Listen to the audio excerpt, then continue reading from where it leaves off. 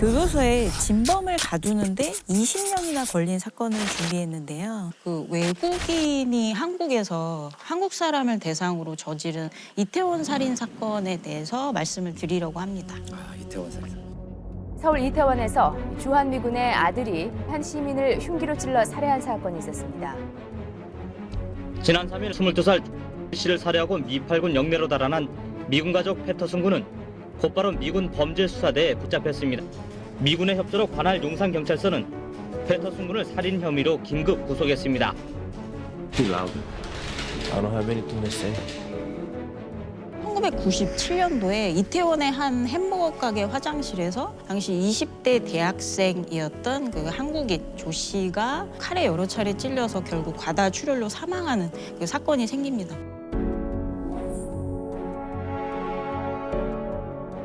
그런데 이제 화장실 안에 그 피해자 말고 2명이 더 있었는데요. 2사람 다 미국 국적이고 한 명은 17살의 패터슨, 다른 한 사람은 18살 에드워드라는 사람이에요. 이 둘 중에 범인이 있다는 건 인정을 해요. 그런데 서로에게 책임을 미루면서 내가 살인을 저지르지 않았다라고 이제 주장을 했던 사건이고요. 이 사건 왜 일어난 거예요? 그 세 사람의 이런 사건이? 그냥 취중 시비? 아니요. 시비가 아니고 전혀 상호작용이 없었어요. 그 피해자는 화장실이 2층이었거든요. 그래서 2층 계단으로 올라가서 바로 이제 화장실 안으로 들어갔는데 이 2사람과 다른 여러 명의 친구들이 같이 이제 햄버거를 먹고 있었거든요. 이 테이블 안에서 어떤 대화가 오갔냐면 아무나 칼로 찔러봐라. 그러니까 이런 얘기를 평소에 계속 오갔다는 거예요. 그래서 전혀 어떤 뭐 상호작용이나 시비나 다툼이나 이런 게 있었던 게 아니고 화장실로 들어가는 피해자를 쫓아 들어가서 칼로 찌른. 네. 그럼 그냥 죽인 거네요? 그냥 아무 이유 없이? 아무 이유 없이. 멋진 걸 보여줄게 라고 한 거예요. 그리고 그러다가 첫 번째로 눈이 마주친 사람이 그 피해자였던 거죠. 올라오는데. 그 햄버거집 되게 유명했어요. 이태원에. 좀 약속 장소이기도 하고. 그 삼거리에 있잖아요. 되게 놀랐죠. 제 대학교 2학년이고 막 이럴 텐데.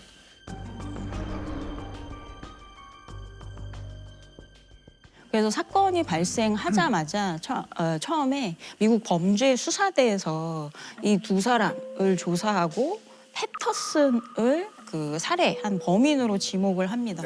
그 지목한 이유가 이 피해자가 칼에 찔려서 사망했기 때문에 패터슨 같은 경우는 손을 비롯해서 온몸에 이제 피가 묻어 있었던 반면에 리 같은 경우에는 그 셔츠 앞뒤로 소량의 피만 묻어 있었어요. 그리고 이제 범행에 사용된 흉기, 그 칼이 원래부터 패터슨이 소지하고 있던 칼이었고 범행 이후에 패터슨이 그 칼을 하수구에 버린 사실이 확인이 됩니다. 그래서 이런 증거인멸과 그 어떤 혈흔에서의 특성 때문에 미국 범죄수사대에서는 패터슨을 범인으로 지목을 하는데요. 그런데 문제는 검찰 단계에 가서 이 기소가 뒤바뀌게 돼요. 패터슨이 갖고 있던 흉기가 범행에 사용됐지만 검찰과 경찰은 에드워드 리를 범인으로 결론짓고 재판에 넘겼습니다. 에드워드를 살인죄로 기소를 하고 그 패터슨을 증거인멸 및 흉기 소지의 혐의로만 기소를 하게 됩니다. 그런데 이 과정에서 왜 그 결론이 바뀌었느냐에 대해서 이제 검찰이 든 몇 가지 이제 근거가 있는데 첫 번째가 이제 법의학자의 소견이 크게 작용을 했어요. 피해자가 저항흔이 전혀 없었거든요. 그래서 9번을 찔리면서 저항흔이 없다라는 거는 굉장히 힘이 센 사람, 그 범인이 그러면서 그 피해자의 상흔을 봤을 때 상처가 수평으로 나 있거나 아니면 위에서 아래로 찌른 그 상처가 많아서 피해자보다 키가 훨씬 더 큰 사람일 가능성이 있다. 그 상흔이 이제 위에서 아래로 찌른 상처다. 이렇게 나왔었죠. 그때. 패터슨은 피해자보다 훨씬 그 키도 작고 이제 몸집도 작은 반면에 에드워드 같은 경우에는 그 180에 105kg의 키도 큰 상당한 이제 거구였거든요. 두 번째는 거짓말 탐지기 검사 결과 때문인데 패터슨 같은 경우는 거짓 반응으로 볼 수 있는 반응이 나오지 않은 반면에 그 에드워드 같은 경우는 그 거짓 반응이 나타났어요, 진술에서. 그래서 이제 이런 것들을 근거로 해서 에드워드를 그 살인 기소를 하게 되고 패터슨은 증거인멸과 흉기 소지로만 이제 기소를 했는데 패터슨은 1년 6개월 징역형을 선고받고 바로 그 다음 해 광복절 특사로 나가게 돼요. 근데 이제 에드워드는 1심에서는 무기징역을 받았는데 2심에서는 20년형을 받고 3심에서 결국 증거 불충분으로 무죄가 됩니다. 대법원은 에드워드 리가 범인이 아니라 목격자로 추정된다고 밝혔습니다. 그렇다면 나머지 한 명인 패터슨이 범인이라는 논리가 성립됩니다. 에드워드가 범인이 아닌 걸로 재판에서 나왔으니까 패터슨을 대상으로 재판을 해야 되잖아요. 그런데 이 당시에 검사가 이틀 동안 출국 금지 연장 신청을 잊은 그 이틀을 틈타서 패터슨은 미국으로 출국을 하게 돼요. 이게 99년 8월의 일이거든요.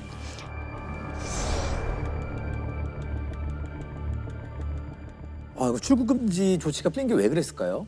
그게 계속적으로 연장 신청을 해야 되는데 신청을 하는 잊은 걸 거네요, 그냥? 잊었다라고 얘기를 합니다.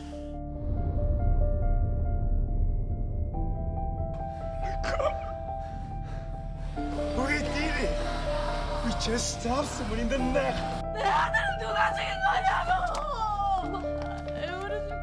2009년에 영화 이태원 살인 사건이 개봉을 하고 언론에서 이제 이 사건을 다루면서 사람들이 패터슨을 한국으로 송환을 해달라고 이런 요청이 있고 나서 12년 동안 미제 사건으로 묻혔던 서울 이태원동 살인 사건에 대해 검찰이 재수사에 나섰습니다. 용의자를 불러들이기 위해 범죄인 인도를 청구하기로 했습니다. 이제 그러고 나서 2009년에 법무부에서 그 범죄인 인도 청구를 하게 되고 결국 패터슨이 다시 한국으로 송환된 거는 2015년이에요.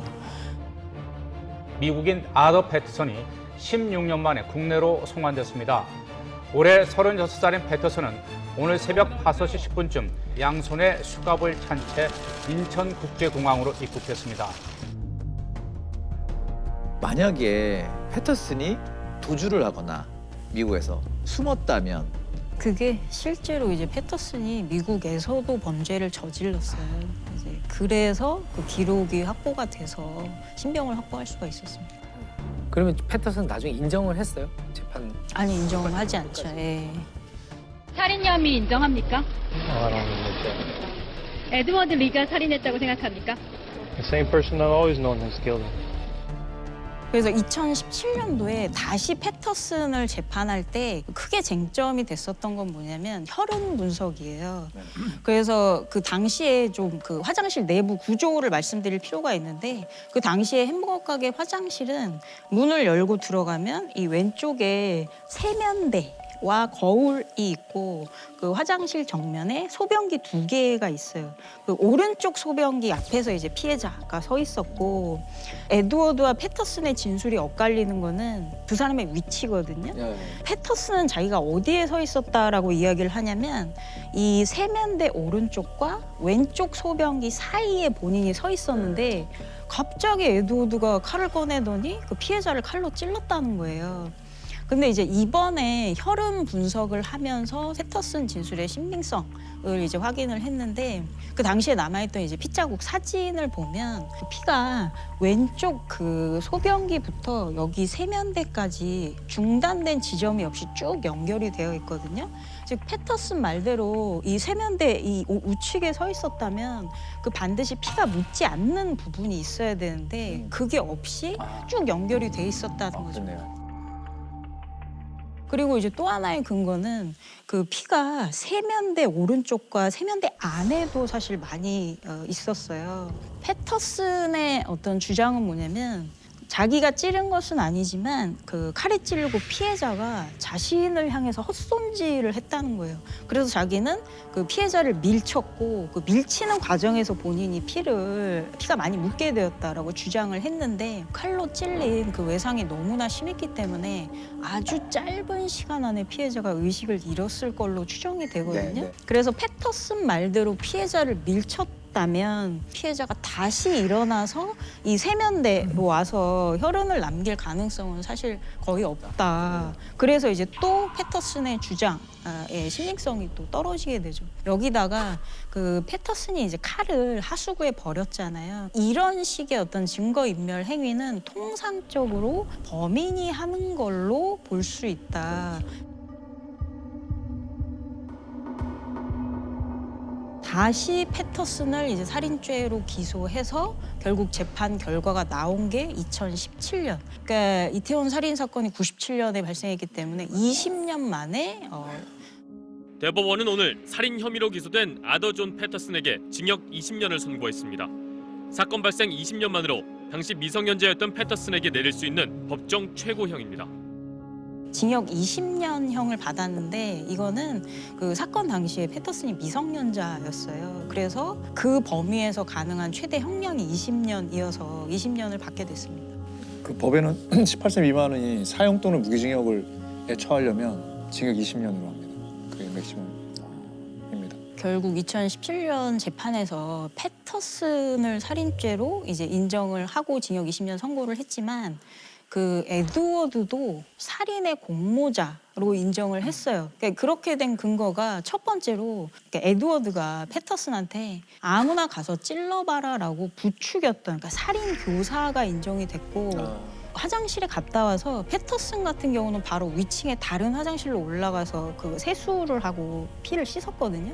근데 그 에드워드는 다시 그 테이블로 돌아와서 친구들한테 우리가 어떤 사람을 칼로 찔렀다라고 위를 써서 표현을 했어요.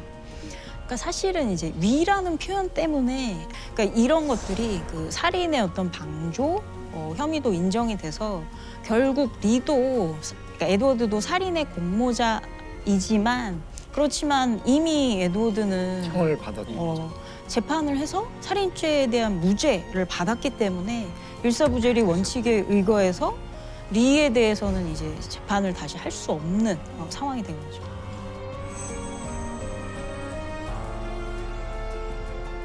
그 2017년에 그 패터슨이 주장한 것들 중에 하나가 자기 이제 증거인멸죄로 처벌받았다는 거죠. 그러니까 증거인멸죄로 칼 버리는 거 처벌받았으니까 이 살인죄로 처벌하는 거는 일사부재리에 반한다고 했거든요. 그러니까 동일한 그 기본적 사실관계가 동일하면 또 처벌 못 하는 거예요. 그러니까 그게 경미한 범죄라도. 근데 거기에 이미 작은 걸로 처벌을 받아버리면 그 큰 걸로 처벌을 못 받거든요.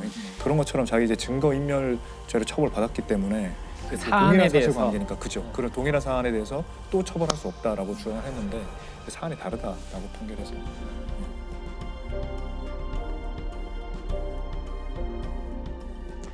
사실 이 사건이 굉장히 중요한 거는 2018년도에 유족에 대한 손해배상 판결이 있었어요.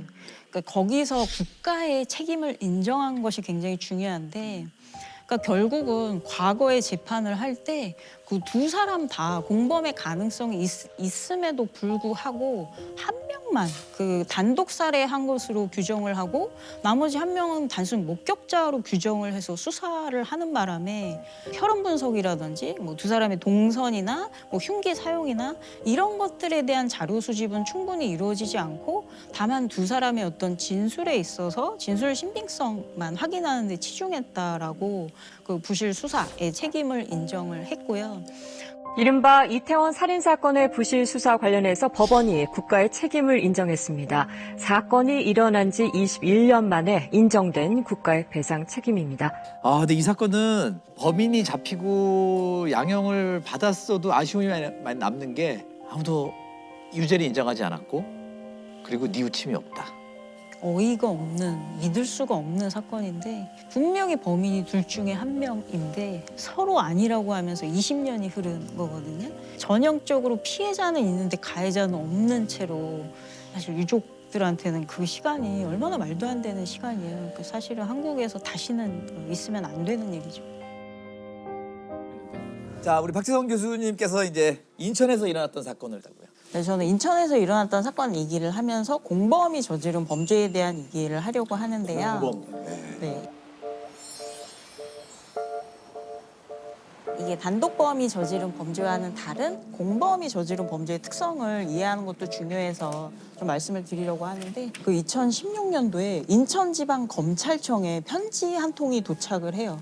그 편지는 이미 9년간 수감 생활을 하고 있던 어떤 수용자가 보낸 편지인데 9년간 수감했는데 네. 살인죄를 저지르고 그런데 그 편지 내용을 보니까 자기가 죄책감 때문에 공범을 자백을 하겠다 이런 편지예요.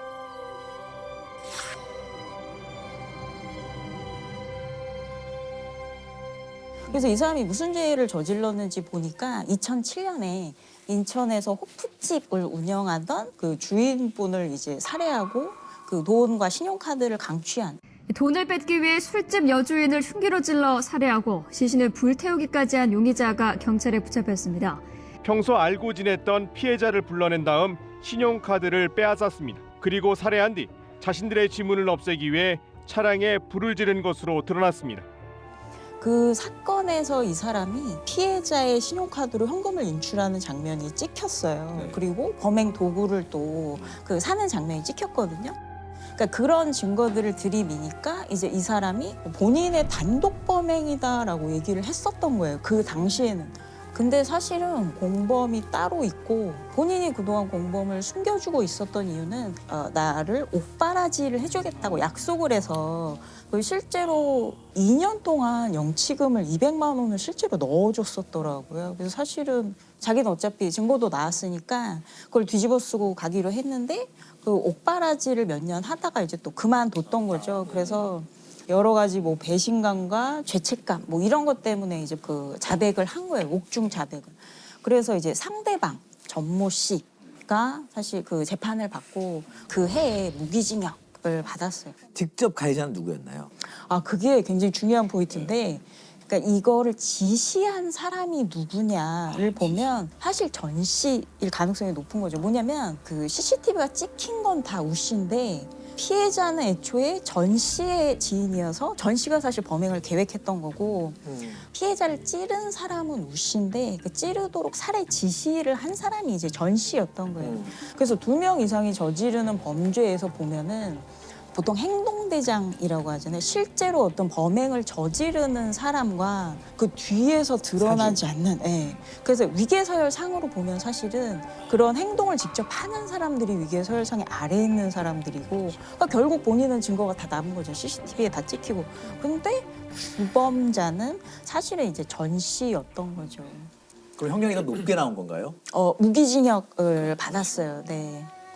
보스가 더 많은 책임을 져야 될 것 같은데 실제로는 형량을 항상 실행한 사람이 더 많이 처벌받아요. 그러니까 이게 청소년 범죄, 그러니까 학교 폭력에서 굉장히 무서운 게 이런 걸 이용해요. 무슨 말이냐면 일진들, 그러니까 본인들이 나서지 않고 자기 아래의 애들한테 이제 시키는 거죠. 그래서 나중에 드러나는 거는 실제 그 수뇌부는 드러나지 않고 직접 행동을 한 애들만 그 사람으로 하여금 때리게 하잖아요. 실제로 얘를 때려라고 지시하는 게 아니라 교묘하게 나는 오늘 몸이 불편한데 이 상황이 불편한데 그러면 알아서 때리게 함으로써 나중에 책임을 지지 않는.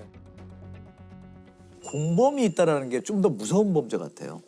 그래서 그 한국에서 범죄에서 공범의 비율을 한번 살펴볼 필요가 있는데 그 살인이나 성범죄 같은 경우는 사실 5% 정도밖에 안 돼요. 공범이 있는데. 근데 이제 강도 같은 경우에는 거의 60% 가까이의 공범이 있고 사실 굉장히 많죠. 네. 그러니까 강도 같은 경우에는 사람을 공격하는 동시에 이제 금품이나 이런 걸 강취하는 그 여러 가지 역할을 하고 또 누군가는 운전을 하거나 망을 보는 이런 역할 분담이 이루어지거든요. 그래서 그리고 완력을 행사해야 되니까 사람도 더 있어야 되고. 그리고 이제 그 돈을 추구하는 범죄니까 개별 원하는 범죄는 개인적으로만 원하는 생각인 겁니다. 네.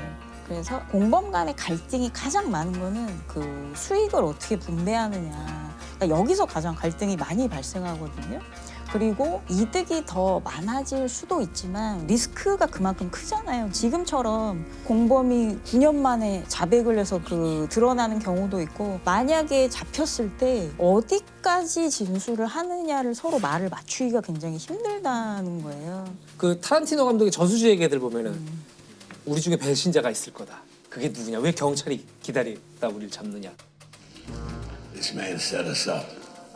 In 4 years, never made a deal, no matter what they dangled in front of them. He's just gonna decide out out of the f***ing blue. I swear on my mother's eternal souls, what happened? 기본적으로 영화에서 언제나 공범들이 저지르는 범죄는 꼭 누군가 배신해서 탄로가 나잖아요. 그래서 저는 이제 아이들한테도 이제 교훈 삼아 얘기할 때도 야 저거 봐. 나쁜 사람들끼리 모여서 일을 하는데 저게 잘 될 리가 있냐. 좋은 사람들하고 일을 해야 일이 잘 진행되지. 나쁜 사람들하고 하면 소용이 없다. 이런 얘기를 이제 해주고 하는데 수사 기법이라는 게 별게 아니라 하나를 잡으면 공범의 친구에서 어떻게 하든 사람들을 해가지고 대가로 뭔가를 주는 걸로 대부분 다 감형시키거나 놔주는 조건. 그래서 결국은 공범이 있다는 거는 결국 잡힌다는 얘기예요. 서로 자기의 책임이라고 생각하지 않게 되는, 그러니까 이런 책임의 분산 때문에 사실은 공범이 저지른 범죄들이 폭력성이 높아져요. 그러니까 이게 단순히 한 명이 아니고 여러 명이어서 그 수에 비례해서 폭력성이 높아지는 게 아니고 여기서 나타나는 현상이 몰개인화라고 하거든요. 본인 개인으로서의 어떤 정체성을 잃고, 그러니까 집단 속의 익명성에 기대서 내가 하는 행동에서 개인의 책임이 없다라고 생각하게 되는, 그거를 이제 몰개인화 현상이라고 하는데, 그렇게 되면 평소에는 억제되어 있던 반사회적 행동까지 이제 하게 되는 거죠. 직접 때리는 폭력성도 문제지만 요즘에 이제 온라인에서의 어떤 그 댓글에서의 폭력성 이런 게 굉장히 문제잖아요. 그래서 어떤 실험을 했냐면 그 악성 댓글로 사람을 공격하는 사람들이 특별히 반사회적인 사람들이냐 아니면 다른 사람들의 영향을 받아서 하는 건가, 또 그걸로 이제 실험을 했는데 그 실험 결과를 보니까 이미 기분이 나쁜 상태에서 남들의 악플이 어느 정도 달려 있는 걸 본 사람들 사실 댓글이 가장 악플을 달 확률이 높아진다는 거죠.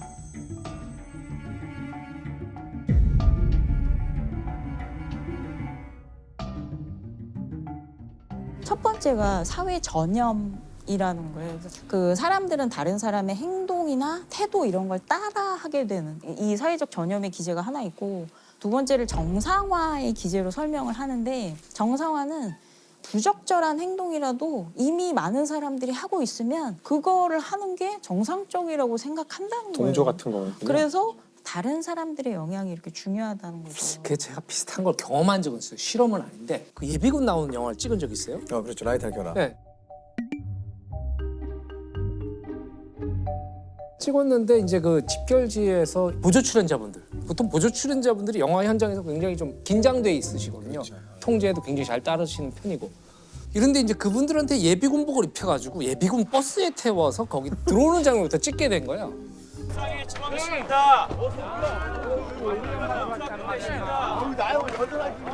이분들은 보조 출연자예요. 일당을 받은. 버스가 도착하는데 그때부터 통제가 안 돼요. 보통 통제 잘 되는데. 보통 굉장히 통제가 잘 돼요. 이쪽으로 오시면 됩니다. 그러면 이쪽으로 쭈르르 와서 줄을 서 있거든요. 근데 그게 아니에요. 벌써 모자가 삐뚤어져 있고 그리고 그런 연기를 해야 되잖아 또. 그럼 껌을 씻고 있고 이 사람이 또 그러니까 나도 자연스럽게 젖어들고, 그리고 너무 희한한 거 있잖아. 그 첩첩산 중에 축구공이 나타납니다. 통제에 따르지 않고 족구를 하고 있어요. 나는 그건 지금도 설명이 안 돼. 그게 효과네요. 심리학 실험에도 있어요. 실제로 그 유니폼의 효과라는 게, 그런 복장을 입혀놓으면 실제로 평소에 안 하던 행동을 해요. 그러니까 진짜 멀쩡한 사람도 회사 가서 규칙 잘 지키던 사람도 예비군 가면 맞아요. 그렇죠.